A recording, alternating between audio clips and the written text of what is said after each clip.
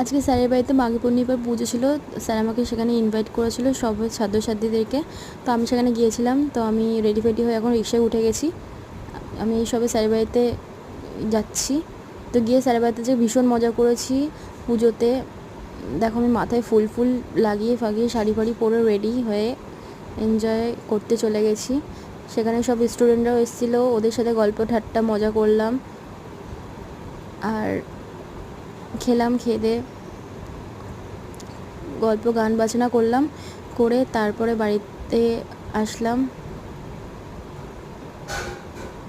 আমাকে একটা জিনিস সাজেস্ট করো তোমরা, আমি প্র্যাঙ্ক ভিডিও করব নাকি মিনি ব্লগ করব? তোমরা কমেন্টে প্লিজ বলো। তোমরা আমাকে একটু সাপোর্ট করো সবাই। আমি বুঝতে পারছি না আমি কী করবো। তাও আমার ফার্স্ট এটা মিনি ব্লগ, সবাই সাপোর্ট করো। Thank you so much. আজকে এইটুকুনি ভিডিও, টাটা।